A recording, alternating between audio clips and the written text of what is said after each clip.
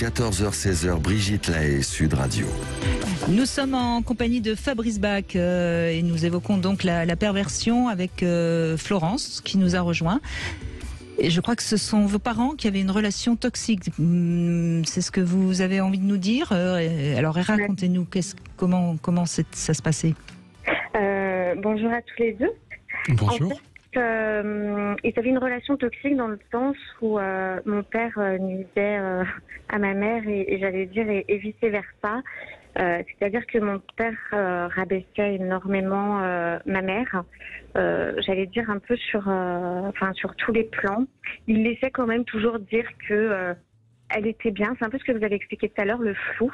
Elle était bien, mais elle faisait pas ça correctement. Elle s'occupait pas bien de ses enfants. Elle s'occupait pas bien de son mari.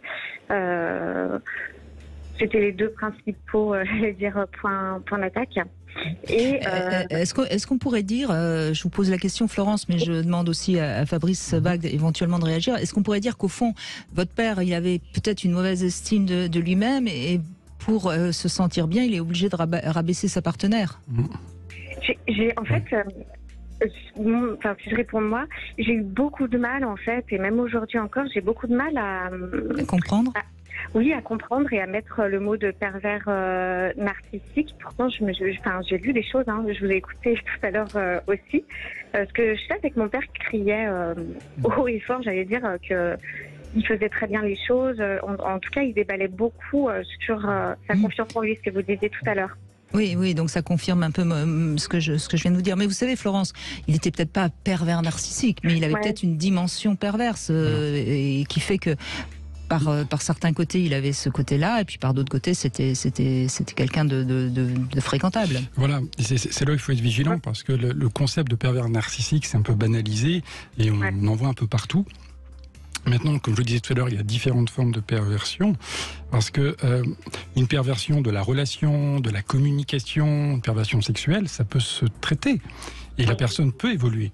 Un pervers narcissique, ça n'est pas possible. Aujourd'hui, il n'y a pas de modalité de traitement, puisque cette personne est dans une dissimulation totale de sa réelle identité, puisque, en l'occurrence, il se sent tellement nul que aller dire...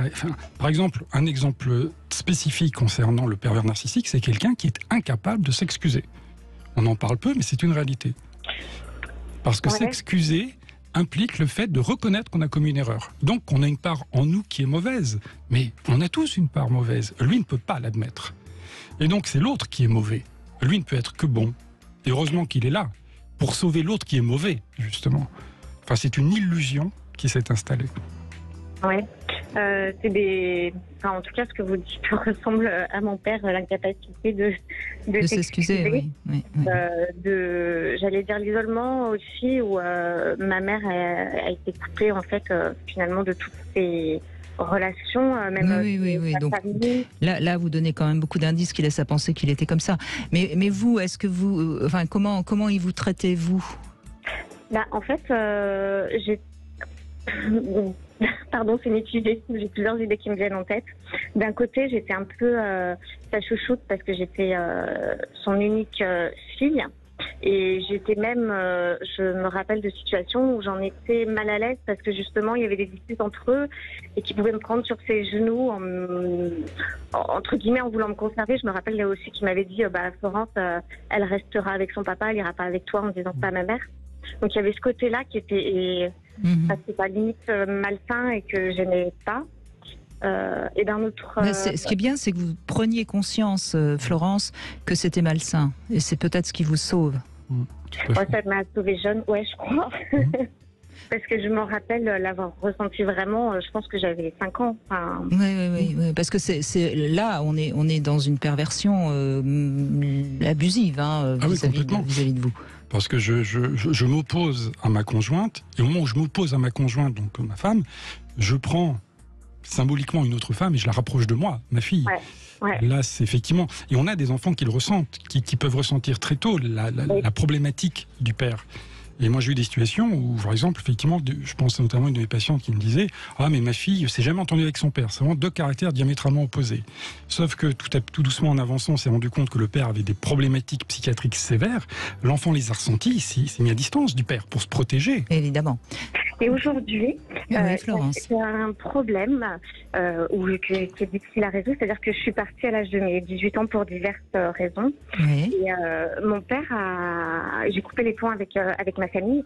Et puis c'est vrai que j'aurais aimé continuer à voir ma mère, mais j'ai beaucoup de mal avec mon père.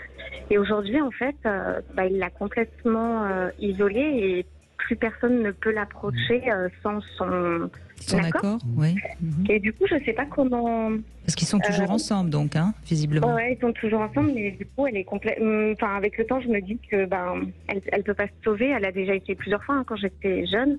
Mais voilà, ça fait mal en fait d'être impuissant. Elle a quel âge votre mère aujourd'hui, Florence?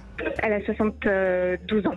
72 ans, il est peut-être pas trop tard quand même pour, en tout cas maintenir un lien, parce que je pense que vous risquez de vous sentir mal si le jour où elle va partir, vous aurez eu le sentiment de ne pas avoir accompli votre devoir de fille. Donc je pense qu'il faut essayer de remettre, quitte, tant pis à être obligé de revoir le père. Mais alors après, j'aurais envie de vous dire, oui, je pense que ce que vous évoquez, Brigitte, est très important. Le fait que de pouvoir à un moment donné conserver ce lien avec sa mère, c'est quelqu'un que vous sentez en souffrance, que vous avez vu en souffrance pendant des années.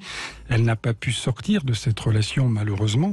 Il ne faut pas, et je rejoins tout à fait, ne pas regretter à un moment donné, lorsqu'elle ne sera plus là, de ne pas avoir été présente dans les derniers moments de sa vie, même s'ils sont certainement encore très lointains. Et je pense que, j'ai envie de vous dire, quand vous y allez, c'est comme si vous alliez vous promener à Tchernobyl, vous mettez une combinaison anti-radiation. C'est un peu le même principe. Vous mettez une combinaison anti-radiation par rapport à votre père. Et il y a une façon de procéder par rapport à ça. En fait, il y a une illusion chez le pervers. C'est un magicien de haut vol. Il vous fait croire que vous êtes dépendant de lui. Sauf que c'est lui qui est dépendant de vous. Sans vous, il n'est rien. Sans sa proie, il n'est rien. Et en fait, le pouvoir, la force, c'est vous qui l'avez. C'est pas lui.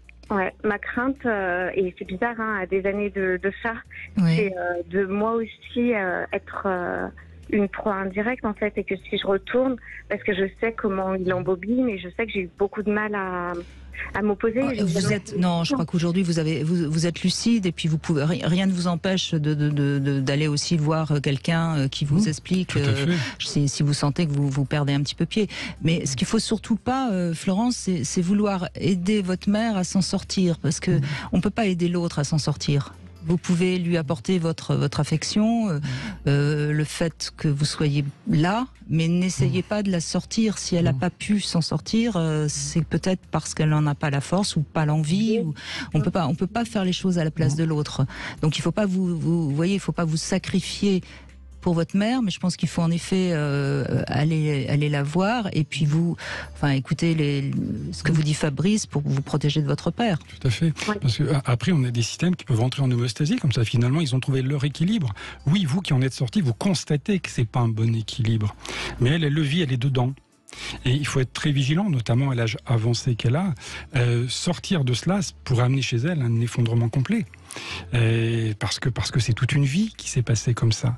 Même si vous ressentez qu'aujourd'hui vous vivez autre chose, de plus épanouissant, de plus serein, et vous aimeriez que votre mère puisse vivre des choses comme ça, aujourd'hui ça n'est peut-être pas possible pour elle. Maintenant, le fait que vous puissiez être en lien avec elle et échanger, communiquer sur des petites choses, sans remettre en cause ce qu'elle vit, ça peut être déjà intéressant. Je vous remercie. Je vous en prie, Florence. Merci à vous, parce que on voit bien que là, quand même, quelque part, la mère de Florence doit être quelqu'un d'à peu près normal, et donc Florence s'en est bien sortie malgré un père certainement pervers. Voilà. Merci Florence, et puis bon courage.